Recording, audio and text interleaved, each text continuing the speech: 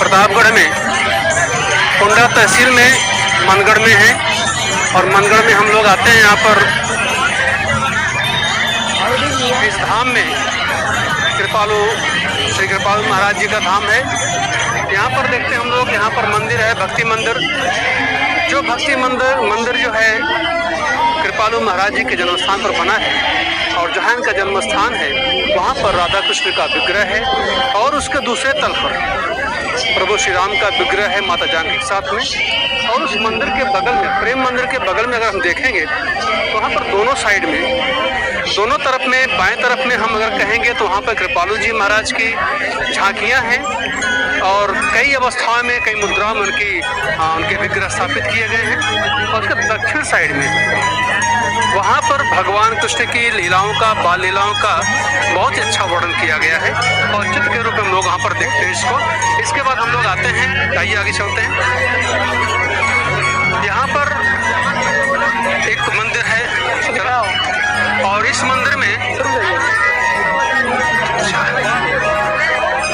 और यहाँ पर ये भक्ति मंदिर है, गुरु भक्ति मंदिर। और इस गुरु भक्ति मंदिर में कृपालु जी महाराज के 3 विग्रह बनाए गए। जो मुख्य मंदिर है एक विग्रह उसमें है और जो बगल में 2 मंदिर दिख रहे हैं, शिखर दिख रहे हैं, उसमें भी कृपालु महाराज जी के विग्रह है और गुरु रूप में इनकी पूजा होती है। यहाँ प्रार्थना सभा होती है और यहाँ पर जो है लोग शांति से उनकी पूजा करते हैं।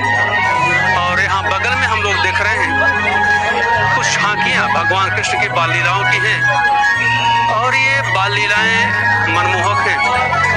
और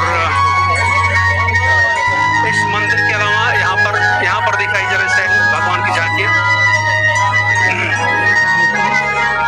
ये भगवान की झांकी यहाँ पर दिखाई, यहाँ पर भगवान की झांकी है और बहुत बड़े उसमें फैला हुआ है।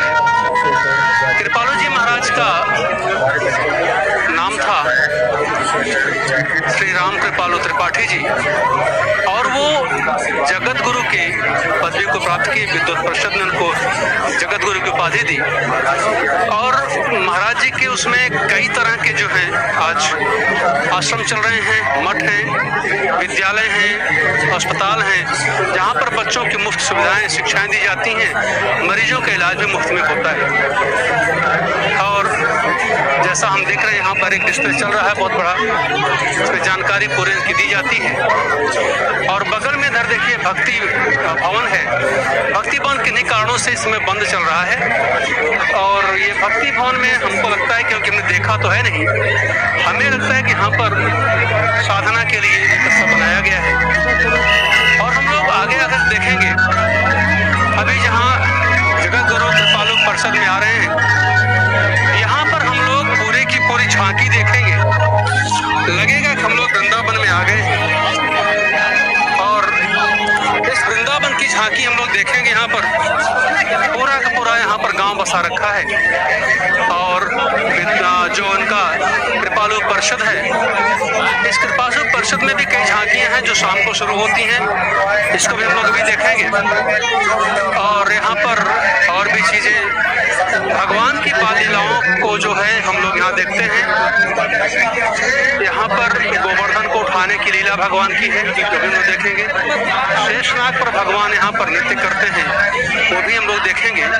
और आते हैं थोड़ा इधर आते हैं हम लोग, थोड़ा सा इधर की झांकी देखिए, भगवान की झांकी इधर लगी हुई हैं और डिस्प्ले पर जो है कई तरह की जानकारियाँ इस संस्था के जो हो रही हैं, जो संस्था कर रही है, इसके बारे में जानकारी हम लोग यहाँ पर पाते हैं। और कृपालु जी महाराज की 3 बेटियां हैं और तीनों बेटियां जो हैं इनके पूरे काम को क्योंकि इनका 3 आश्रम जो है यहाँ पर हिंदुस्तान में है, भारत में है और एक ऑफिस जो है इनका यूएसए में है, अमेरिका में है। तो यही तीनों बेटियां इनकी जो आदरणीय पूजनीय हैं, यही पूरे ट्रस्ट का काम देख रही हैं। और इतनी अच्छी व्यवस्था बना के रखी है। और जब हम लोग यहाँ पर आते हैं देखेंगे तो हम लोग यहाँ पर पूरा का पूरा एक अलौकिक दृश्य प्रस्तुत होता है। हम कहेंगे कि आप यहाँ पर दिखाइए इस दृश्य को। यहाँ पर आप देखिए, यहाँ गोवर्धन को भगवान ने उठाया है अपनी उंगलियों पर। गर्मी बहुत ज्यादा है और हर तरह का जो है हम यहाँ पर देखते हैं कि भगवान की लीलाओं का वर्णन है। देखने वालों की भीड़ उमड़ चुकी है। प्रतिकूल मौसम होते हुए भी यहाँ पर झांकी दिखाई जा रही वाली झांकी गोवर्धन जब भगवान उठाते हैं गिरधर नागर, उस समय की झांकी है। अपने बाल गोपाल और सखाओं के साथ में इंद्र के कोप से पूरे ब्रज की रक्षा करते हैं प्रभु, वो दृश्य यहाँ पर है।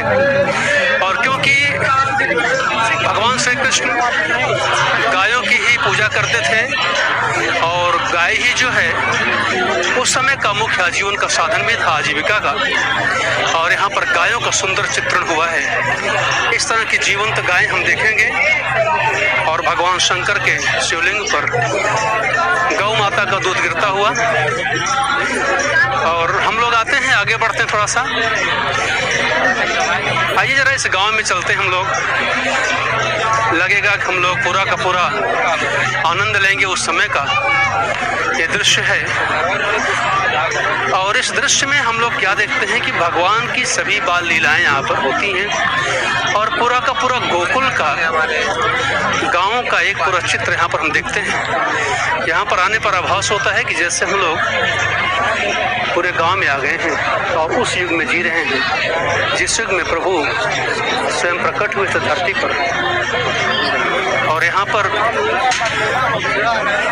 उस नाग का मर्दन कर रहे हैं प्रभु, जिस नाग की वजह से पूरा यमुना जी का जल जो था विषाक्त हो गया था।